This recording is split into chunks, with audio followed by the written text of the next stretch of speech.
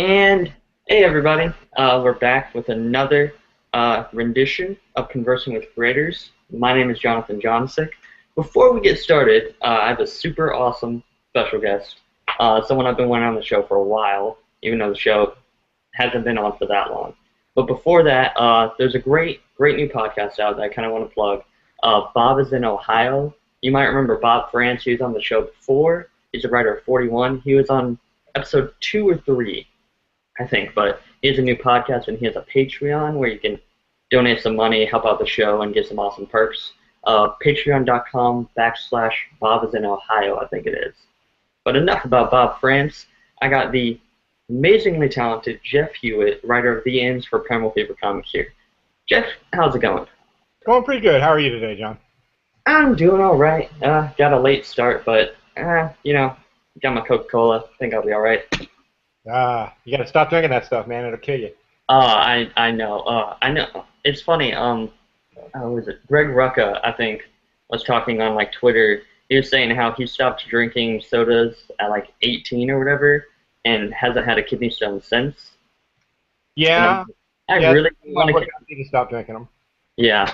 Diabetes. Yeah. For those who maybe haven't read The Ends or don't know what it's all about, maybe do like a short little synopsis to kind of entice the people. Well, I mean, effectively, it's the end of the world. All of your A-list, top-of-the-line superheroes that were supposed to save us have disappeared. Nobody knows where they went to. And the heroes that we have left are your bottom-of-the-barrel D-list, D-minus, E-plus. Nobody really wants them to save us kind of superheroes. I describe it as a superhero epic about the end of the world, but it's at its heart, I think of it as more of like it's basically a horror story about people who aren't very good at their jobs. Yeah, and I really love there's 9 issues out right now. You can go to primalfavorcomics.com, pick them up right now. The first trade paperback, I think, it's a really good tone just with the name of the paperback, The Hollow Men. Yes. It's kind of a double entendre. Literature words. Yes. Well, yeah. I have a background in. I was a performer for 25 years. Yeah. Yeah. I was actually going to ask you about that. Because you can tell with a lot of not the dialogue, more so the narration in The Ends. It's a lot of it's very poetic. I won't say it's very like poetry based, but some of the words and the way it kind of cuts off at some points, it's very poetic. And that's intentional. Let me let the dog in here. Come on, dog. There you go. Say hi to the people. No? Okay, fine. I mean, that is entirely intentional on my part, and there are. I mean, even the title itself there are double and triple meanings to what's going on there. Yes, it's the end of the world. Effectively, the storyline is about what happens after our heroes, if we want to call them that, fail to save the world. Yeah, and I really love the fact that each character is very kind of separate and different. We have the Accelerator, who's the NASA scientist. Referred to as a hyper scientist. Yeah, the hyper scientist. We have my favorite, the Master of Blade, who is just the greatest thing ever. He's a lot of fun. The centuries-old Chinese war spirit, or spirit of war. 3 to 5,000 years old. We're still kind of open on how old he is, but and then there's the Peregrine, who's a 1930s era vigilante, and Kid Nighthawk, who is a 15-year-old punk rocker. Yeah. Really not all that interested in being a hero. And when we talk about these triple meanings, each of the characters is actually representative of an age, and in many ways the end of their age. So the Master Blade is completely obsolete. He's the Chinese spirit of war, but he's the spirit of an obsolete weapon. You had the Peregrine, who was the first superhero, and we're at an age where superheroes, where we have ended the age of the superhero. Kid Nighthawk is probably the newest hero of the bunch, and then you have the Accelerator, who and you haven't really gotten to this point in the story. It's about 2 or 3 issues away when you actually get his origin. Mm. But he's effectively a dead man walking. You just haven't learned it yet. Yeah. And then we talk about the ends, and there's the whole ends and means to an end. Yeah, the end's just finding the means. And there's very much a lot of discussion about not just that, but each character's they're not all on the same page. Almost never really on the same page. Absolutely not. Yeah. Nobody can stand the Peregrine. Yeah. The Peregrine, and early on in issue 3, which is in the trade paperback, you actually get a little bit of a hint of that the Blade and the Peregrine have some sort of history that did not go well for them. And then you haven't actually have you actually gotten a copy of the Free Comic Book Day issue? Yes. Yeah, that where it shows. If you've read that, then you know why they don't get along. Yeah. Kid Nighthawk doesn't really care. He wants to, he kind of wants it to be a superhero team. Yeah. And then you've got the Accelerator who, thinks that, the Peregrine should have been put in prison. They're not. They don't mesh very well. Yeah, it makes for a really great dynamic. I'd say it makes for a really great dynamic, I think. And even though not all of them didn't agree on things or they're on the same page, there are some you see Kid Nighthawk and Master of the Blade kind of they not hang, but he kind of mentors him a little. Yeah. And you see kind of Winston and the Accelerator kind of. They don't like each other, but when it comes to planning, those two. The Accelerator accuses the Peregrine of being a Nazi at one point. So that was funny because the Peregrine was around and fighting Nazis at one point. Because of all that stuff that we're not going to spoil. But I don't know if it was that issue or the issue before or after that. I read them all in one span, but that has the line "God is dead." It was right at the beginning of the issue. It was either that issue or the issue beforehand. But that was it was just issue 4. 4? That's the opening to issue 4. Okay, yeah. But now the end started out as I don't not a role playing game. No, absolutely a role playing game. It was a Champions. There used to be a role playing game. It's still around, I think. Used what eventually became known as the Hero system. Mm-hmm. It was called Champions, and this would have been in the mid to mid 80s, 86, 87 was when these source books started coming out. It was effectively a superhero role playing game that I and my friends played, and we actually worked in this system and with this game for the better part of about 15 years. And there were 4 of us, and you'll notice that there are 4 co-creators that are credited on the ends, and they were the four of us that played this game. And there were actually other people that kind of came and went, and as I bring characters that they may have created into the game, they'll get credits. There was a game master whose name is Matt Overstreet, who's my best friend to this day. We're all pretty tight still. And he actually originated much of the concept and the plot in combination with us playing our characters. Yeah. My character was the Peregrine. Matt's non-player character was the Blade. There was a guy named Mike McGrail. He created Kid Nighthawk. And then there was a guy named Barry Waldman, who's a lawyer now, actually, who created the Accelerator. And we had all of this source material that stretches over years. I mean, and at the time, we weren't writing a comic book. We weren't writing a story. We were just playing a game, and we were making stuff up as we went along. And we might have borrowed stuff from Marvel or DC. Originally, Kid Nighthawk had Wolverine claws because his player thought Wolverine claws were the thing. And so I took all of this source material and sat it down and went, okay, what do I want? What story can I tell with this? So all these guys get a co-creator credit in the book. Matt Overstreet, who was the game master, gets a co-story credit in the book, although I've really kind of diverged it from what it was. Yeah. I was going to ask how much of the story and what you guys had done back then has kind of progressed and changed throughout. The very bare bones of the story at this point. There was a character in the original game called the White Wizard. who you kind of see in the first 3 issues. He's kind of the guy that gathers our group of heroes together. He's very different in my book. In my book, there are undertones of this could be God. Yeah, there's no punches pulled. There's no, and that's what I really like about the book is that it's very different from anything that even like I would just go out of my way to read. You know, it's the art style definitely. The art style is interesting to me because it started as the art style started as a means to an end for me. I wanted to do this book. I couldn't afford to pay an artist and put the book out monthly, and that was my goal, was to put out a monthly book.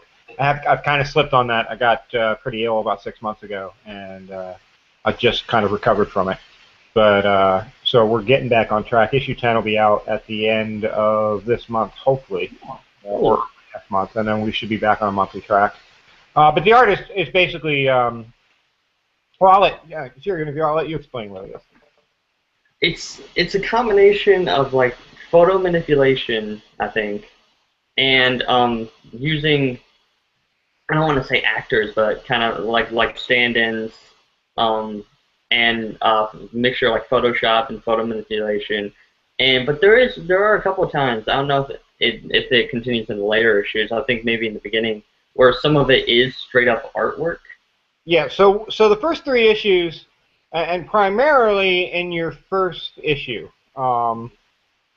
I was using a program called, when I first sat down to do this, I was using a program called Hero Maker, Hero Machine, something like that, created by a guy named Jeff Hewitt.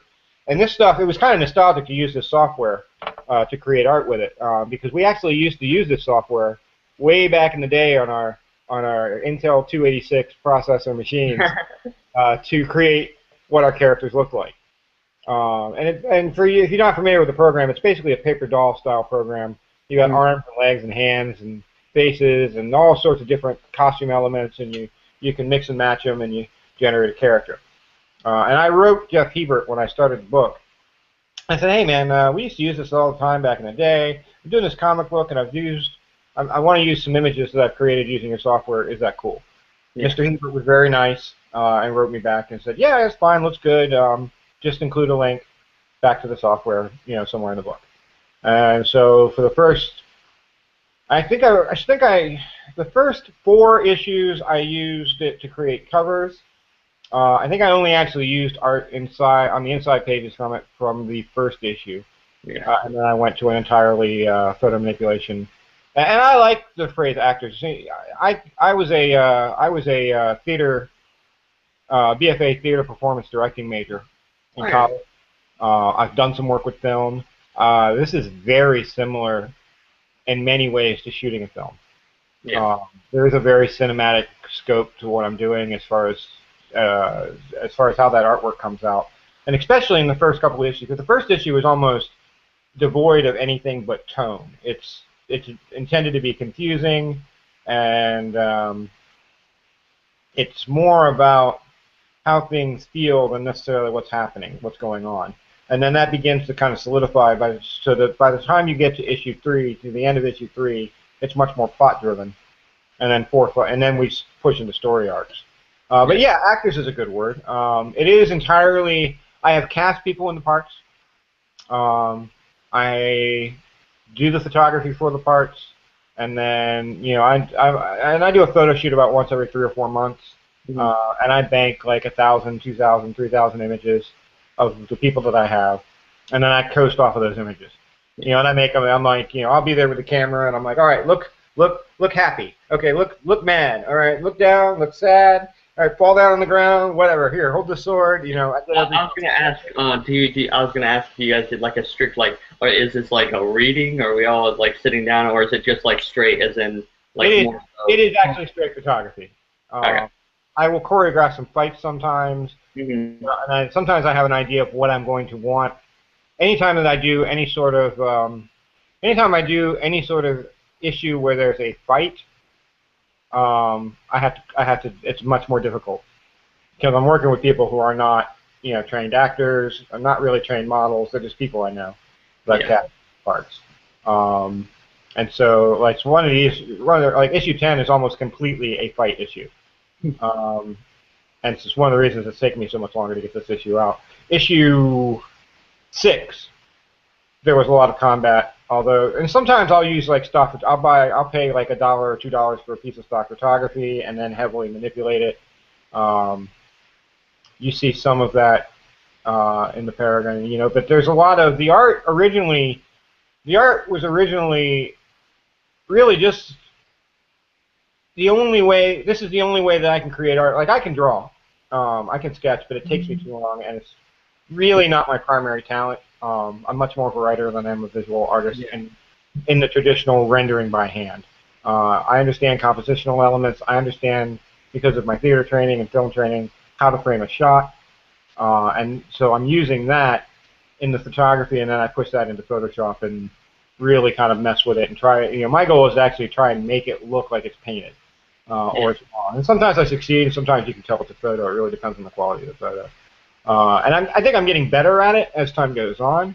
You can definitely see as the issues progress, there's more of a almost more like a lot of times when you read a new ongoing book, you can see a trust between the writer and the artist start to grow, and it's almost like that, except it's just with yourself of like what I'm getting a lot more comfortable with the art. especially with the last con that we did, I started selling prints. yeah. And I'm actually starting to put myself out there as a visual artist more. Although I'm always afraid that somebody's going to, you know, somebody will walk by and be like, you took that with a picture. That's not art. And then point at me and be like, you're a fraud. And then I'll be like, oh, I'll get run out of town. Bleeding Cool write an article about me, and nobody will ever hire me to do anything. Hey, if Bleeding Cool writes an article about you, that means that you're either angered Mark Waid on Twitter or you're important. I have nothing but respect for Mr. Wade. I love myself some Mark Waid. But yeah, I mean, the art's actually starting to get to a point to where, like, I have been very careful to refer to myself as the writer and renderer on the book. And until really about a month ago, that's how I've referred to it, although I'm beginning to refer to myself as the book's artist. You know, and I met a couple of really very well-known artists up in Philadelphia Wizard World that when I showed them the art had very nice things to say about it. I'm also, and this is, I don't know how, you look like a young fella. I guess you're, what, 21, 2? 19. Almost. Yep, almost. I am not younger. Usually people go younger though, so thank you. Well, I knew that you were going to school or something like that, so you had to be at least 18. Yeah. But Jack Kirby actually experimented with something very similar to what I'm doing, because on the one hand, I might, you know, a particular frame of the comic might be a single shot, and it'll just be a straight photograph that then gets run through filters. But other times, especially in something like in issue 5, there's a 2-page splash of the accelerator, you know, and he's being shot at, and he's got force fields up. That particular image is a composited image, and sometimes I'll take like an action figure or something, and I'll start with that. You see that a lot in the skeletons in issues 1 and 2 are actually little skeleton action figures that I have. And then I start to like bring other things into it. So like that accelerator armor suit begins as a little Iron Man action figure actually. And I start dropping like pieces of scrap metal on it and in Photoshop and running it through filters, and I'll grab a hubcap and throw it on there just to get a particular shape, and I begin to pull that shape out. The cover to issue 8, the Old Man Peregrine cover. Yeah. That's actually a photoshopped age manipulation, age progression on my actor who is, well, he's not actually in the book anymore, but I've had to change models for him. But he is in his early 30s, and that image was progressed to push him into late 70s. Yeah. You know, and stuff like that. And the art, I do feel that the art is actually getting much better. Whereas early on, I think it was a weak point to the book. I actually feel now I actually have people picking up the book because of the art. Yeah, I think the best testament for how the art has progressed is the issue where we have the giant man going around Norfolk, and Winston the Peregrine is trying to basically talking him into killing himself. Yeah, basically. Yeah, I think that is probably the most, because it combines everything you talked about, the photo manipulation, the straight on, just everything into making it work. Yeah, I completely destroy the city of Norfolk in that issue. Yeah, and it looks great. Thank you. I'm fond of that issue. It's one of my. I actually also got a new. The printer that I use bought a new printer, and so the pages actually start like there were things, and you didn't see this because you got the trade paperback. Yeah. But there was the beginning of issue 3 is this monologue by the Peregrine, which is one of my favorite things that I've written. Where he talks about just all this horrible shit that he's done, and then there's a double page splash where it's supposed to be like representative of being in his mind, and you see this demon's face that he's dealing with off to the right, and in the original printing you couldn't see that at all. The blacks just got completely washed out, and it broke my heart because I was really fond of that splash. But now I've actually done some reprints, and you're actually getting to see what somebody who would, if they bought a digital copy, would see. But the printing has gotten much better, and it's really bringing out, because it's a very tonally, and it's interesting because you have like 41 and Red Knight, and to a lesser extent, well, no, really Willpower as well, because he's pushing into color. The Legend of Willpower. Those could be color books. Yeah. Those are black and white. Those books are black and white because of budgetary concerns. And budgetary, the budget is a concern for me, but I specifically designed this book to be a black and white book. And so there's a lot of grayscales and some very subtle things that until my print company actually got a better printer, people were just not getting to see. So I'm kind of excited about that. The next trade paperback, you'll get to see it the way it's supposed to look.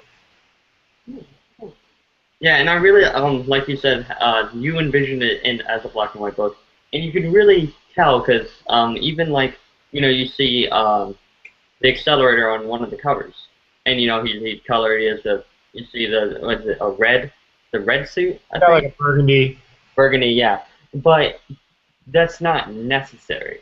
Having a black and white Superman comic, it doesn't make sense because Superman's all about the bright blues and the colors, and the Ends is a lot of a tone kind of book. It's a very tonal book, and the black and white fits really well. The art, basically, I can't think of the book with like actual art, actual like lettering. You get to see a little bit in the origin stories. You get to see. I play a little bit around with that. Yeah, when Forrester draws.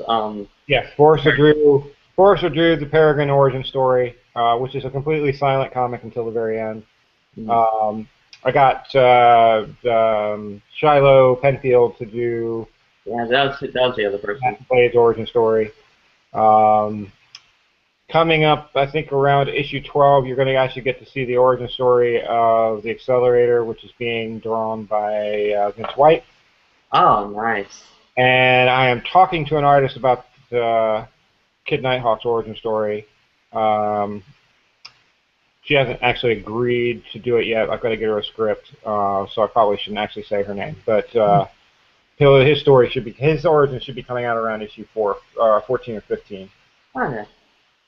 And I'm trying to, I use these 5-page origin stories to kind of give you a little bit of backfill on some of these characters, and where they're coming from.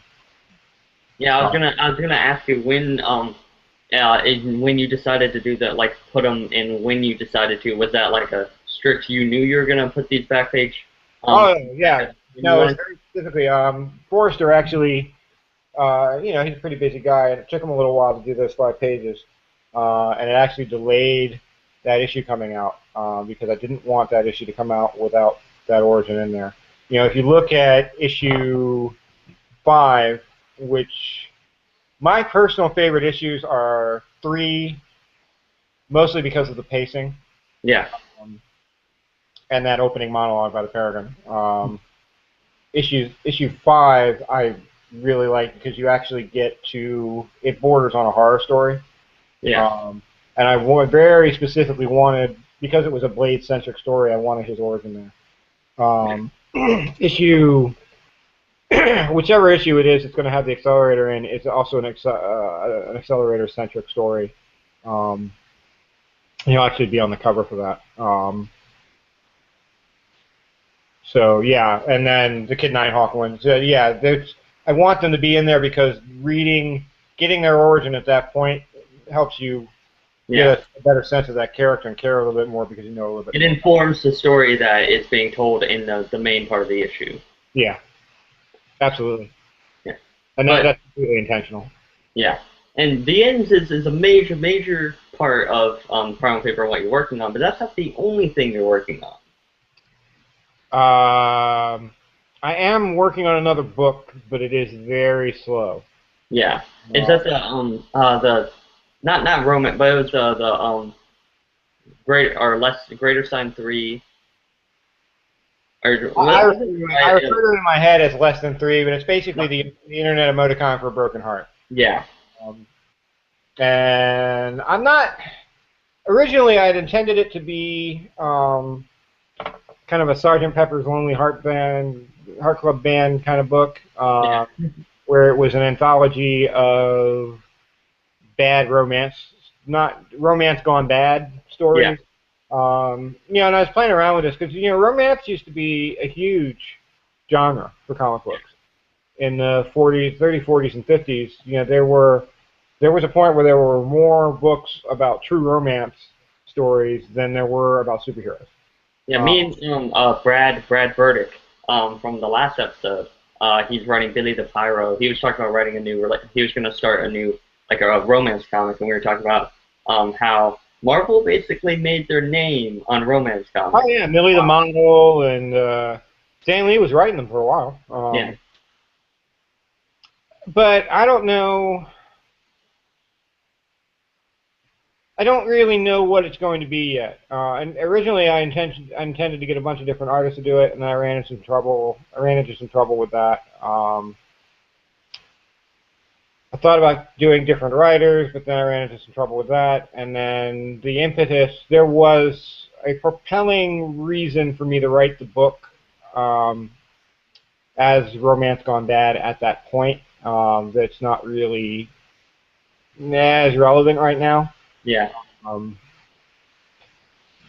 and I don't know, but it's whatever it's going to end up being. It's going to be more of like an alt comic kind of thing. I'm a huge fan of Harvey P. Carr, the late Harvey P. Carr's work.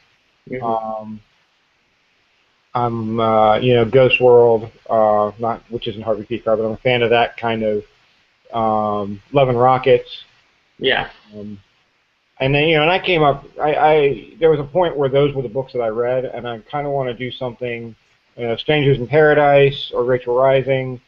I want to kind of do something in that vein, but I don't know if it's going to be. I seem to be kind of moving away from the anthology aspect of it.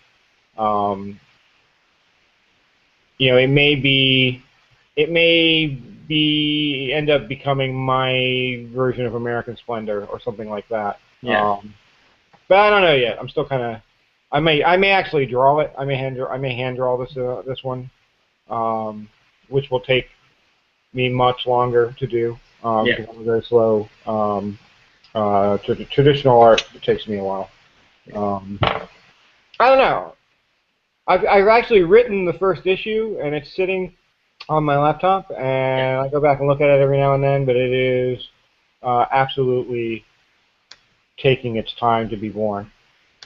Yeah, I have a bunch of low projects like that are either in the mind stage or it's actually written out and it's just like I don't know what to do with you right now. Just gonna push you to the side a little bit. I did the cover for it before I actually did anything else, and I'm very fond of the cover. I actually love doing cover art, Yeah, and I've started doing pinups. I realized I did an experiment with the last con where I actually printed up some ends prints, and then they actually did quite well. Yeah. And I realized as I was looking around that I should do some mainstream characters as well. So I'm going to start doing some Marvel and DC characters, and maybe putting some prints. So it's kind of a gray area as far as what's allowed. Yeah. It seems to. What is your audience? Is this a PG-13? Is this a rated R? What are the rules here? I don't. Well, I don't know, but well. If you're talking about just like language, it doesn't matter. Okay. Basically, as I far as think I it's can more tell, PG-13 our audience. I think. I have no idea. I just have to check on that because I'm generally R rated.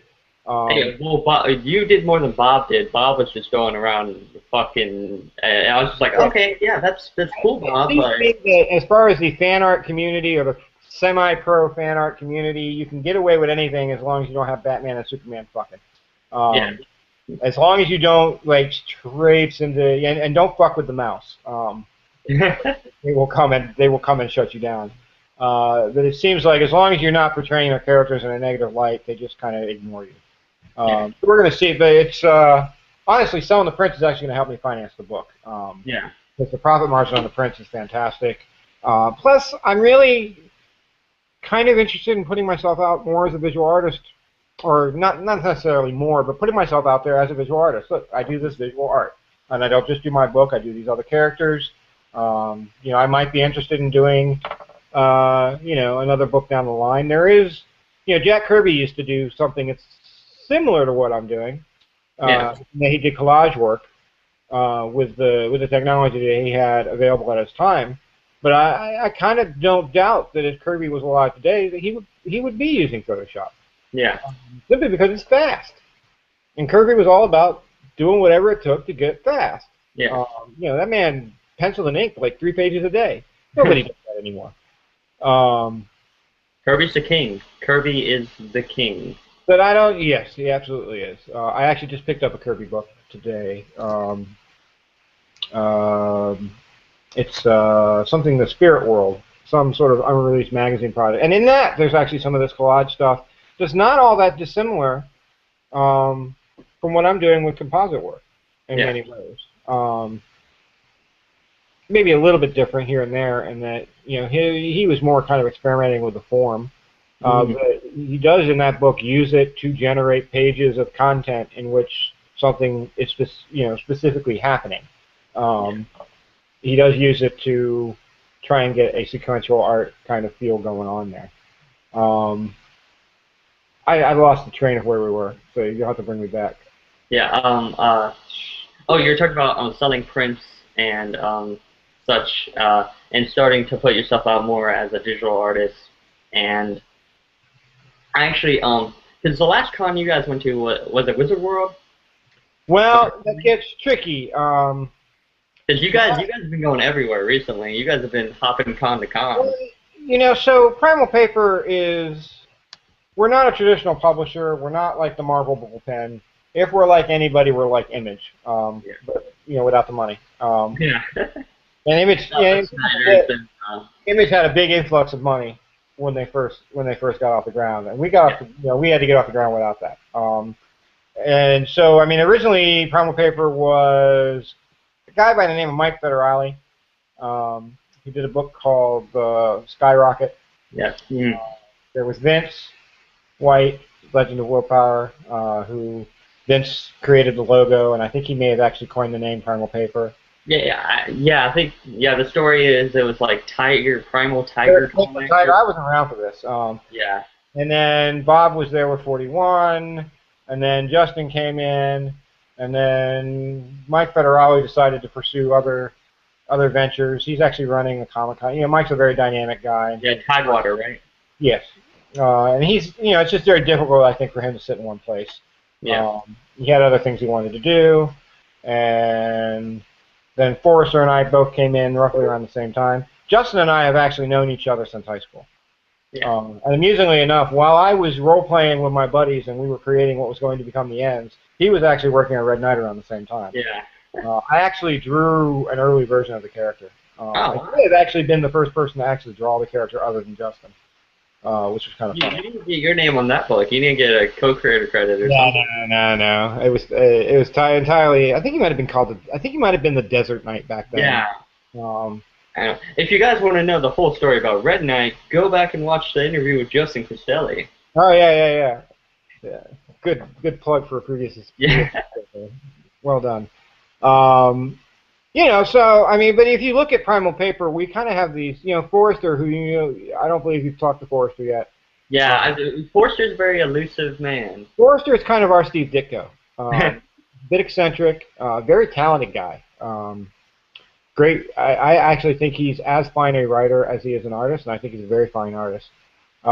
He's a very traditional artist in that most of what he's doing is stuff with like India inks and stuff like that.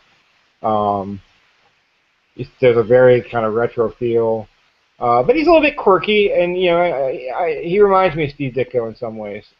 Vince is kind of our Stan Lee. Yeah. Justin is kind of a Mark Waid or Peter David. Mhm.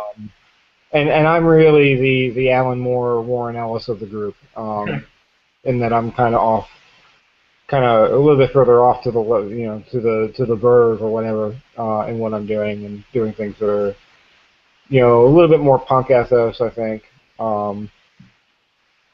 little bit more further to the left, so to speak. But Yeah. but I mean, it seems to work pretty well. None of us really. There's been a little bit of crossover here and there. I started doing these sort of crossovers on the back pages of the book where I took something from their world and put it into mine. Yeah. So you've got like McLean's Bar after the apocalypse, and it's in the near the submerged section of Norfolk. Um, the Power Industries was in one of them. Yeah. Although it's like an evil Power Industries Yeah. thing, that's basically denying any responsibility for causing the cataclysm. So there's been a little bit of that. I'm actually planning to do a full real crossover. People get excited about this, and I don't get it because I've never read a crossover book that was worth the paper it was printed on. It's just With the exciting, I exception, guess. with the exception of, and we've talked about this, with the exception of I think it was Wildstorm. It was the death of Stormwatch. They did a Stormwatch Aliens crossover that was fucking tastic. But that's Warren Ellis, and that's what he does. Warren Ellis can make anything work, as we've seen throughout the years. Well, not anything. Huh. You're a little young to have read some of his early work, but Yeah, true. generally speaking, I get to see the polished, nice Warren Ellis, not the stuff he was. there are points where I don't know what he was drinking, but he was kind of out there. Robotic penises and things like that. But I did massive amounts of acid in the early '90s, so it's hard for me to keep on a linear thought. Where was I? You're talking about a crossover. You. Oh and yeah. Willpower. So the fans want us to do a crossover, and I'm like, crossovers suck. And so we've had a lot of discussion about this, and I'm like, look, if we're going to do a crossover, you either got to do, and we may actually do like a no holds barred crossover at some point. But if you're going to do a crossover, you've either got to take the Superman versus Muhammad Ali approach, Yeah. or the Superman versus Spider-Man, where they both just show up in the world. It's just you write it as though, well, duh, yes, of course they're in the same world, and you don't explain it, and it just is. Superman and Spider-Man know each other, okay. Or Muhammad Ali can go round and round, so he lives in the same world as Superman. Or you've got to, you either do it like that if you want it to work properly, or you've really got to make it cause irreparable damage to both of its universes. It has to actually be, in the case of Warren Ellis's Stormwatch Aliens crossover, it killed everybody in Stormwatch off. Yeah. Spoiler, hey, the book was out like 10 years ago. Fuck you if you haven't read it. But so you can do it the one way where we don't care about explanations. If we do the full-on crossover, we're just going to do it. We're not going to explain it. But if you do it like the stupid DC amalgam, Marvel amalgam thing, where you spend You can't. You spend 4 issues explaining why they're able to be in the same worlds, and you're bored. You're boring the fuck out of me with that. Yeah. Why? I, and that's almost every crossover I've ever read has been useless. The Batman Planetary crossover was kind of interesting. But again, more else. But I'm actually going to do a crossover. Sort of. There'll be a Willpower Ends crossover, but it's going to be kind of coming at it from a different angle. Yeah. Probably more in the vein of like that Planetary Batman than Muhammad Ali and Superman. And then you broke some news. There's actually going to be a Primal Paper crossover. There we go. Bam! Right here. Conversing with Graders. Why are we gonna have a crossover? Fuck your crossover. Crossovers suck, man. It's become such a novelty now. It's just so ingrained in comic culture now that they just assume everyone has to have one. Well, I mean, Primal Paper doesn't exist in a shared universe. Yeah. Which I think is kind of throws people off. But you've got, you cannot put William Power into my universe. Yeah. Without horribly scarring him. That altruistic, nice guy is not going to last in, like... He got shot in the face 3 issues ago in my book. It's just not going to happen. And Vince likes to work with shared universes, and I think all of his books, like he started bringing books on in... Yeah, like Guardians by Todd Black. Todd Black, I think his name is, does that. And that's cool, and you can do that. But I don't know how you because the books are so different in tone. Even 41, which you would think would be somewhat similar to my book in tone, really not. It's very a different kind of, like yours is more, not, I don't want to say myth. It's got more kind of like a mythic kind of. Well, there's things that create, and this is actually interesting because I'm not religious at all. Yeah. Not even really very, maybe spiritual, but not in the way that most people think. Yeah. Definitely, I am not a Christian. Yeah. And yet there are these Christian biblical elements that have crept into the book. Yeah. That I don't know if they were just informed, were they always there in the story, where I've got this, this character who was originally the White Wizard becomes kind of a god figure. I had somebody ask me once, who are the supervillains in the book? And I'm like, kind of each other, really. I mean, there are no supervillains in my book. I mean, it's the adversary in the beginning, and he's going to come back. It's not really a superhero book. They are heroes and they happen to have like suits. That's their job, and but they're not. That's not really their defining. Maybe maybe the Accelerator, but when you actually find the reveal on the Accelerator, you're going to cry. Because he's like the brightest, shiniest piece of my universe. And yeah. I'm just going to ruin that for you. And that's the thing. I don't know that you can call them superheroes because everything they do, and this is entirely by design, everything these characters do to try and make things better ends up making things worse. Every decision they make makes things worse. It's almost like the Earth, the Earth. I forget. Was it Earth 2, Earth 3, Earth 4, whatever it was? Where evil actually was evil wins the day and yeah. Except that it's not really easily broken down into good versus evil. There are varying degrees of selfishness. The Peregrine.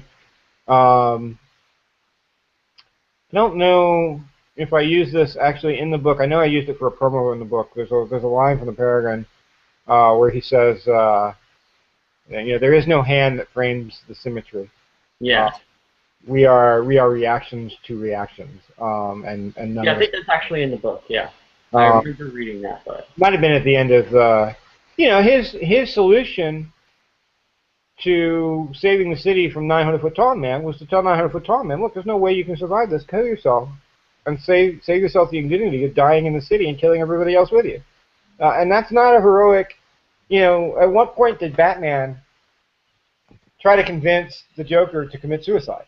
Yeah. Which would have probably been a smart thing for Batman to do in many ways, if he could have, given the nature of Batman's mind and the psychological power that he can bring to bear. Yeah. But you just don't. And then the Master Blade and the decision that he makes in issue 5 with the character named Winter, that's going to come back to bite them in the ass. Everything they do makes things worse, and the story arc that I'm closing out the story arc right now, the Balance Due story arc. Yeah. And I'm going to be kicking into, and I haven't figured out the title yet for that story arc. I have a couple of things I'm working with. It's going to illustrate that more than anything else. That they're the wrong people for the job. Yeah. And it's not that they're not talented, and it's not that they don't have, the Master Blade is effectively my universe's Thor. Yeah. He is you have not seen him, in issue 9 you see him kind of cut loose. And until that point he really hasn't used but a fraction of his power. Yeah. It doesn't really help him that much, but, that he's broken. They're all broken characters that don't, that they don't have, they're not the answer to the problem. The answer to the problem has disappeared. Nobody knows where it went. They're just what's left. They were basically all there was, and it's not one of those books, it's really not one of those books where like the Avengers, the Avengers each have their problem, and there was a lot of deconstruction going on in 60s Marvel. They each have their own set of problems, but they eventually rise above it and work together as a team to defeat the enemy, and that's not what's happening here. This is the end of the world. It's just a matter of how long it's going to take us to get there. Yeah. This is, let's try and work it. Oh, wait, he got burned half to death. Great. Crap. Let's... Yeah, and he doesn't actually really show back up in the book. That's the other thing. When he gets toasted, you're referring to Kid Nighthawk. Yeah, yeah. When he gets toasted, he doesn't show back up in the book for like 4 issues. Yeah. He's out of it. And the decision made after that Peregrine makes, that, the whole Nazi scientist metaphor accusation comes from, that immediately comes to bite them. Oh yeah, because that's what brings the triumvirate down on. Yeah. I mean, people don't know what we're talking about because they haven't read the book. I mean, effectively, go online. You can download it right as we're talking right now. Yeah, right. They're available at primerpapercomics.com for 99 cents digital downloads. You can get the books. There's a couple of basic concepts that are going to become much more important. And in the first issue, you're given this piece. There is no life elsewhere in the universe. We are the only life in the universe, and we were created for a very specific reason. Human beings are effectively an antibody. They're an immune system between a higher and a lower dimension. And basically what's happening, what causes this storm, this cataclysm, is that the denizen of the lower dimension wants to go through us. And he doesn't necessarily hate us. He's not really necessarily a bad guy. He just wants to go somewhere, and we're in his way. And then, the triumvirate that you don't really get to see them until the last issue 9. Yeah. And then their story is going to become more important starting, well, really now. The last issue to some degree. These are representatives. These are representatives of that higher dimension who have come down to see what's going on, and they're actually trying to save humanity. So they're not really bad guys either. So you'll never really see anything that's quite so simplistic as a good guy or a bad guy in my book. The good guys aren't necessarily all good. I mean, but they're not necessarily, at the same time, they're not. Nobody's evil to be evil in my book. Yeah. Characters have clearly defined goals. I mean, probably the Peregrine is probably the darkest character in the book. He doesn't really believe in free will. He's kind of a nihilist, but at the same time, he's like, I have no control over what I'm doing. Again, I'm a reaction to a reaction. I'm just aware of it while I'm doing it. So yeah, that's kind of where it is right now. And there's a lot of stuff coming up. I'm really excited about this next issue. Is a point that I envisioned from the beginning of the book, and I'm building up because at the end of issue 9, the Peregrine is, In a bad place. not in a good place, and you're going to see what happens with him in the next. I love that part where he's just sitting there, and it's just like there's one more. I forget the exact specific words, but it's like there's one more left or something like that, you know. And the Triumvir's just like, oh no, there's that guy over there we gotta take out. Yeah. What is it? There isn't. There is one other. Yeah, there's one other. That's it. Which I think I subconsciously cribbed from Star Wars. With the whole. Sometimes you catch yourself doing that. I'm like, oh, did I just kind of rip off Yoda there? I don't know. Yeah, and it's interesting because there was another guy I was talking to who's become kind of a friend of ours. Who was like, Peregrine reminds me of Rorschach. And I'm like, yeah, a little bit, but, the tricky thing is that the Peregrine was created about 3 years before Rorschach was. Yeah. Really, I created the Peregrine in, like, 1986. I don't think Watchmen came out until 88, 87, 88, somewhere around there. Yeah, it was a rough day, in Watchmen. Like, when it hit the fan. Whew. Yeah. And I adore Watchmen, but but it's also tricky because did the character of the Peregrine, even though he's created before the character of Rorschach, did Rorschach further inform my character as years went on? It becomes kind of tricky. Although, I mean, the difference is to some degree Rorschach doesn't feel like he's sinned, and the Peregrine absolutely has no illusions about what he is. The Peregrine doesn't think he's going to heaven as he's doing these things, which makes him kind of an interesting character to me. It's like somebody who can see the gears behind the curtain, and who cannot stop himself, but just goes along with it anyway. Fully aware of the fact that he's a puppet. Which is kind of fun. I like, he was my character from the get-go. He's kind of my favorite character. And, he's not in a good way right now. Yeah.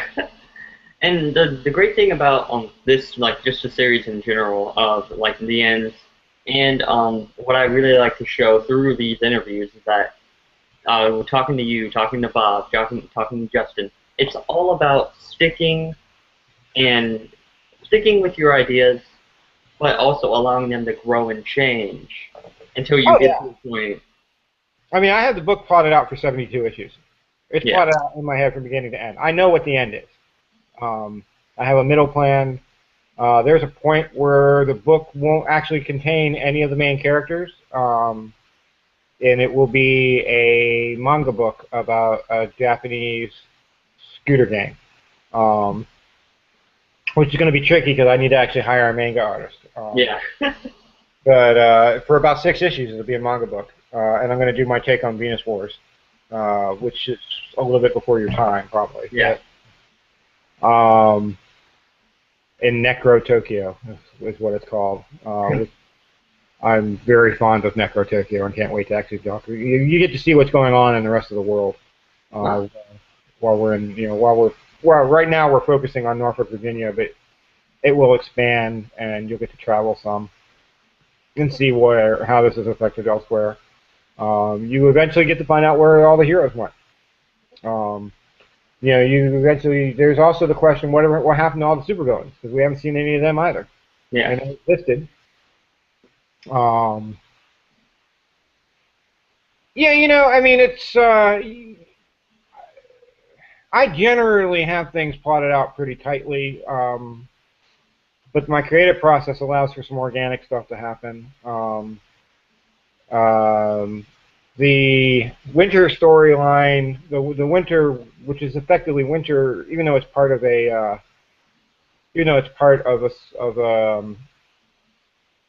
story arc, it's effectively a single issue story. Yeah. Um, Winter was not planned ahead of time. Winter kind of just happened. And then I adjusted to that. And then because Winter, originally it was supposed to be the Master Blade versus the 900-foot tall man. Yeah. But because I had used him for Winter, I didn't want to use him again. I wanted to get the focus on another character. And so the Peregrine stepped up, and that became a very different story because of that. So yeah, things organically changed to, and then sometimes, one of my favorite things to do is kind of just throw in these little bits and pieces that radically alter the world. And that's one of the great things about comic books is that in the space of half a sentence, I can drastically create drastic differences between this world and our world.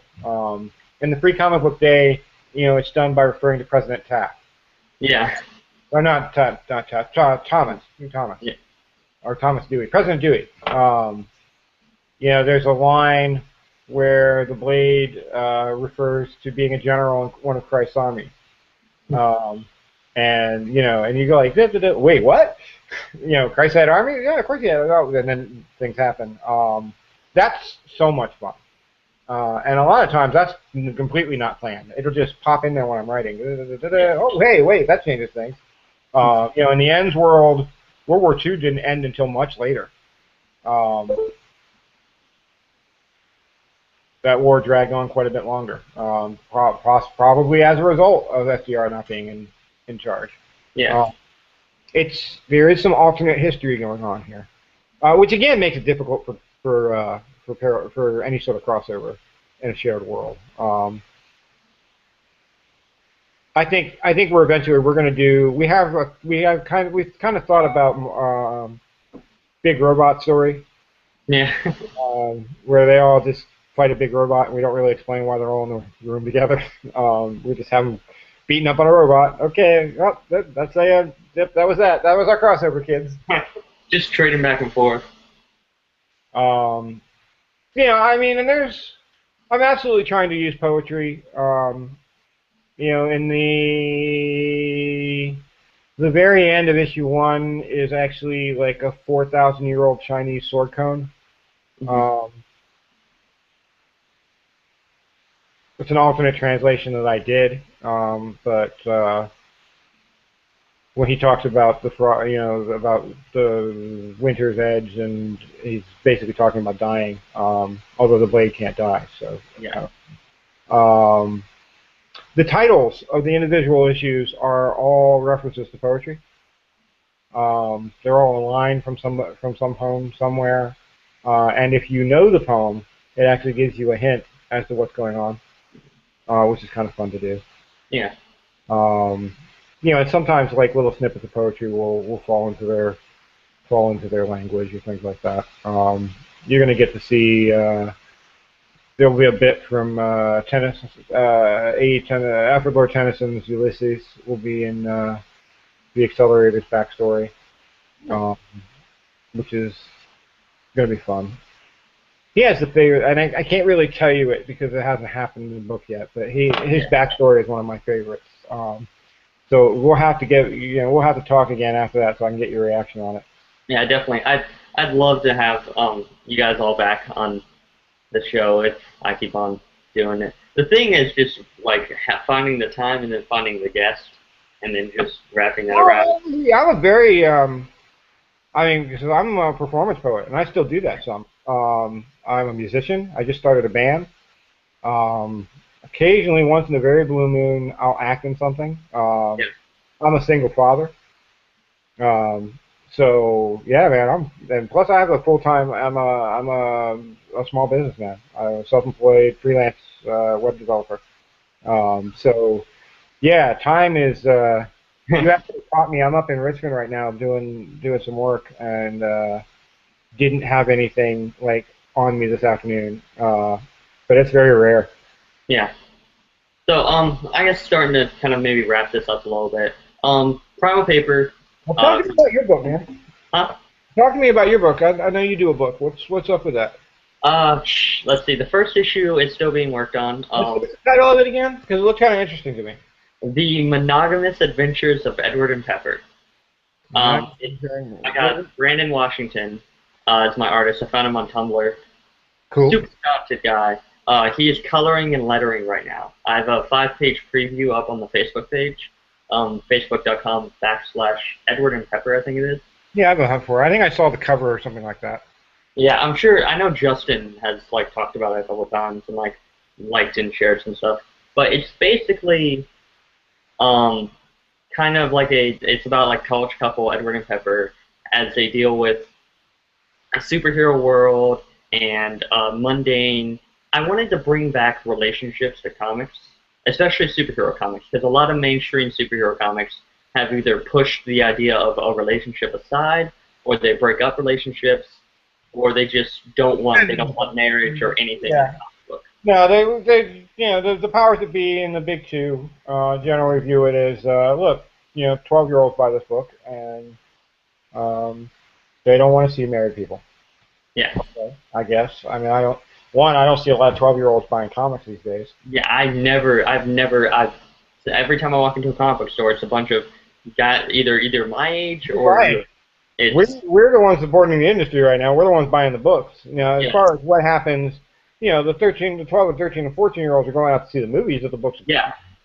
And those movies are making gangbusters, Sure. But then, so comics are actually turning into basically an IP farm for film and video games and whatnot. And that's fine if that's what it's going to be. But let us not pretend that it's 10 and 12-year-olds buying the books, because they're not.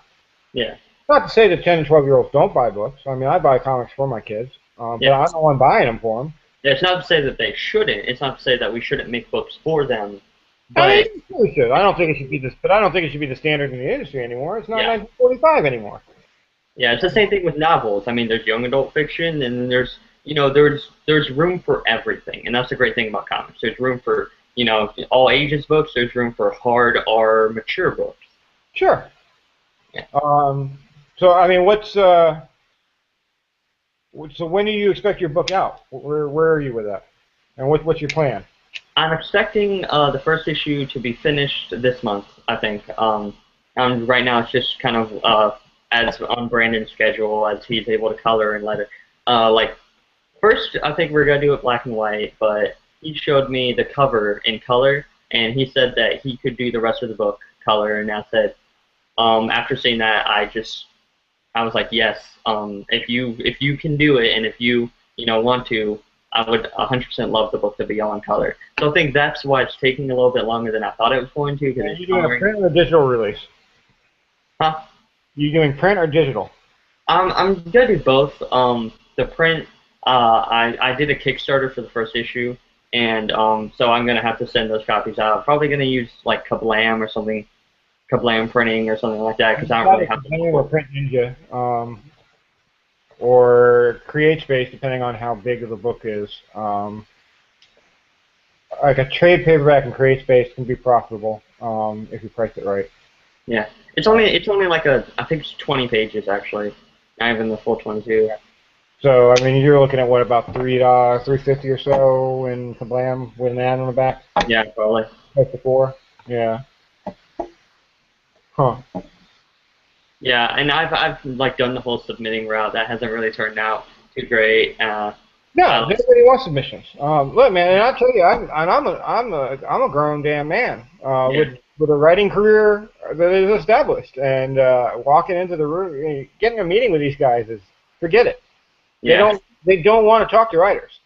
The only way, if you know somebody, sure. Not everybody's like that. I met Matt Hawkins, and he was very nice. And Top Cow actually looks for writers. They actually have like a whole thing where writers can they do the talent search. They do the talent search, and they actually accept submissions. Yeah. Which are one of the few people to accept submissions. Marvel and DC, they don't even want. Yeah, they absolutely don't want anything having to do with their characters on it. Not that I don't know why any writer in their right mind would want to work for DC anyway. Yeah. Given how badly they treat writers right now. I saw the Bleeding Cool article about the credits. No, not even just the credits. It's more so about how the pay is. Yeah, that. Dropped. Like if you're not on a top 10 book, you don't get royalties. Yeah.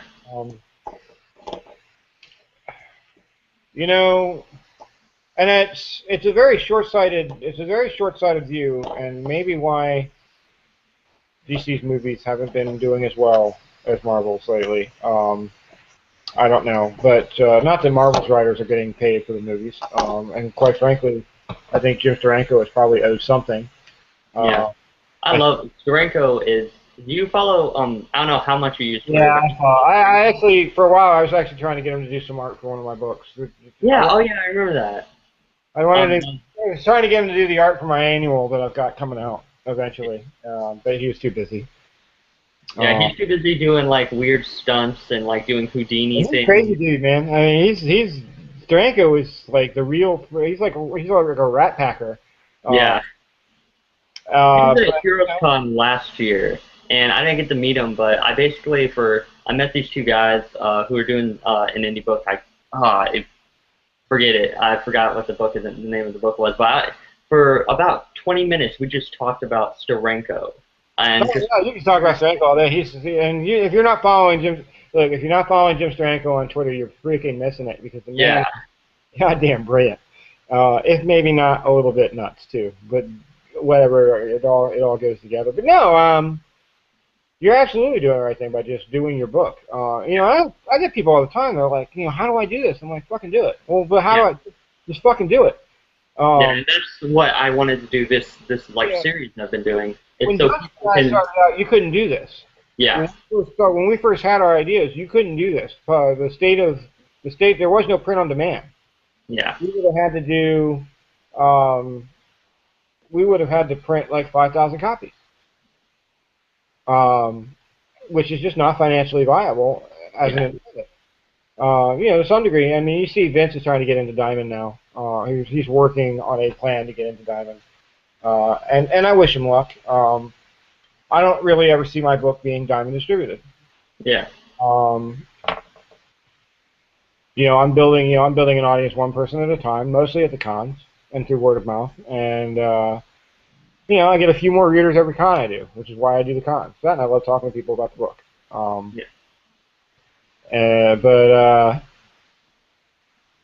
Yeah, I mean, doing it on your own, fuck submissions. I mean, honestly, once you have a book together, that's what you give people. There.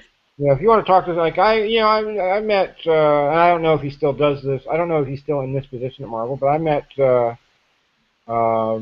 Sabuski, who was their talent scout.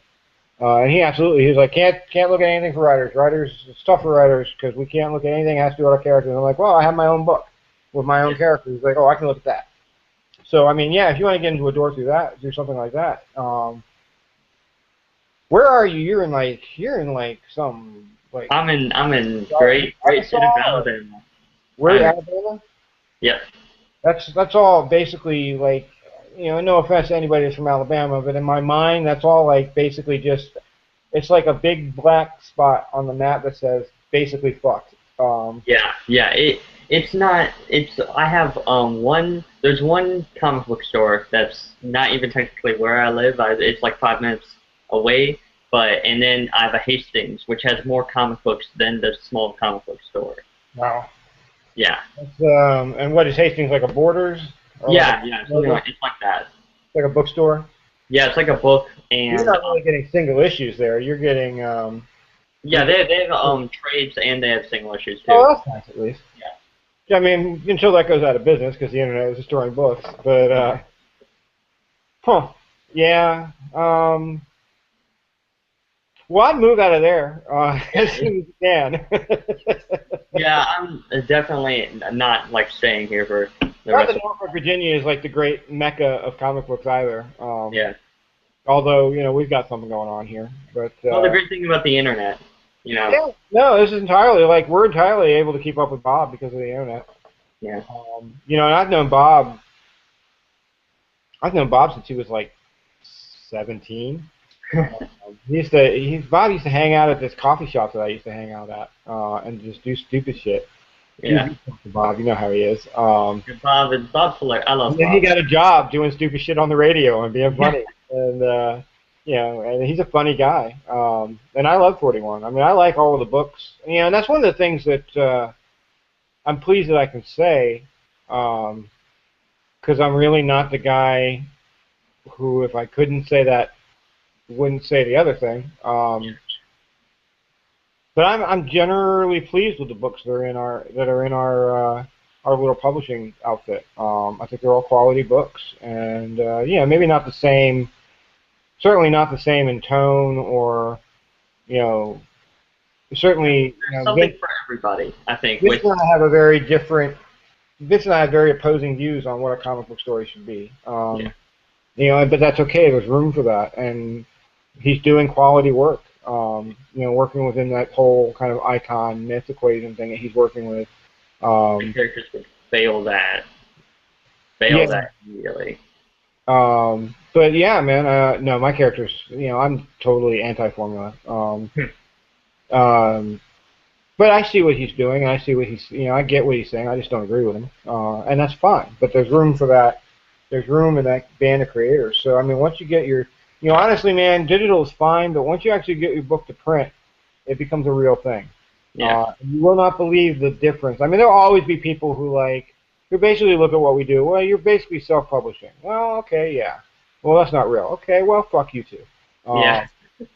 You know, there's always going to be people that want to piss on your parade. But once you get that book out, be proud of that and just fucking run with it, man. And you know, send us a copy of it. Send us a copy of it once it's actually ready. Yeah, definitely. Yeah, I'd love to look at it. Yeah. And it's been great chatting with you. You should take over the interview now and wrap it up. Yeah. So, Primal Paper Comics on Facebook. Nothing to do. You guys got a Facebook page. It's Primal Paper Comics. There is a Primal Paper Comics Facebook page. There is also the End Facebook page. Not that it'll do you any good, because Facebook, in its infinite wisdom, has decided to piss all over independent creators, and I think I have 130 something fans, and I think most of the time 5 or 6 people see my posts on that page. Pretty terrible. But you should follow me on Facebook. There is a Twitter account, but I'm an old dude and I haven't really gotten the hang of Twitter yet. Infrequently. Usually, like when we're gonna go somewhere, I'll remember to tweet. I'm trying to get better about tweeting regularly. At _ins_comic. Yes, there's that. I mean, and I got a Google Plus account, but I don't really use Google Plus because. Yeah, this is the only time I ever use Google Plus is for this type of stuff. Anybody uses Google Plus for hangovers. The rest of the time it's Tumbleweed City. Yeah. Facebook is the best place, and you can follow me. I've got the Facebook thing, and you just make a point to check it every now and then. And then you can get all the comics from primalpapercomics.com. Yeah. Digital downloads. I have a folder in my documents that's just Primal Paper Comics that has all my PDFs for all all 9 issues of the ends, and then like the 4 issues of Willpower, because I have all Red Knight in. And if you don't want to get it that way, we just did Philly Wizard World. We're always at the Virginia Comic Con. And that's where the Facebook page comes in handy, because you guys always, whenever you're going to a convention. The Primal Paper Comics Facebook page it gets the most views. But if you want to know something specifically, we each have our own Facebook thing, in addition to the main Primal Paper Comics one. And then now you're going to try and get Forrester in there. I'm going to try. I've tried this. Your little magic. I'm in the box now. I'm in the box. My name is Forrester. I do. Yeah, so it'll be interesting to get Forrester on camera. He actually has done a couple of video podcast reviews. It should be fun. Yeah. I look forward to that interview. And then whenever Vince isn't doing something, I'll get him on here. But he's a guy, man. He's like trying to do a cartoon and action figures, and he's got all sorts of things going on. His little Dark Light Studios empire that he's building. And I'm gonna get back. Obviously, like later on, I'll do updates. So get you back on the show, get Justin back on here, probably get Todd back on here, because Todd is always hustling something. Right. trying to get some Patreon or some Kickstarter or something.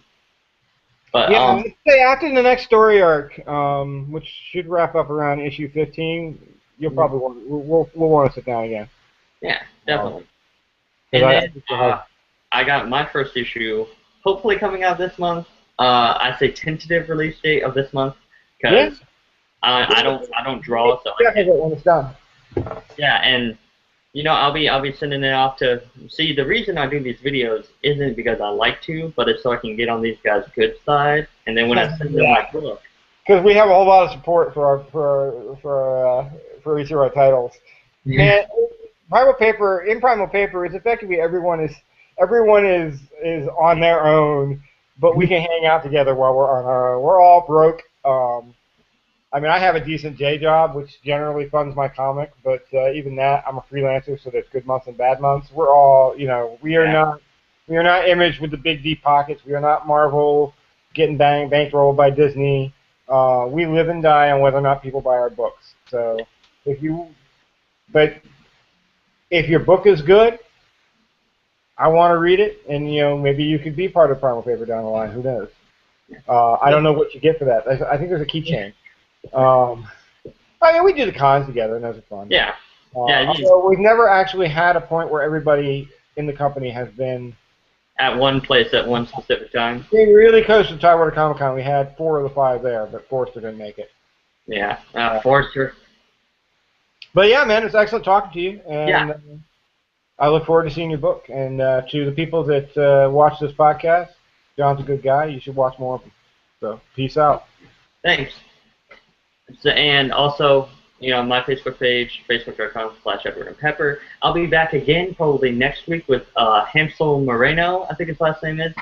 He did a short comic called Bear, which is really great. And yeah, I'll probably do some more updates as the comic gets, finished and everything. So, we'll see you later.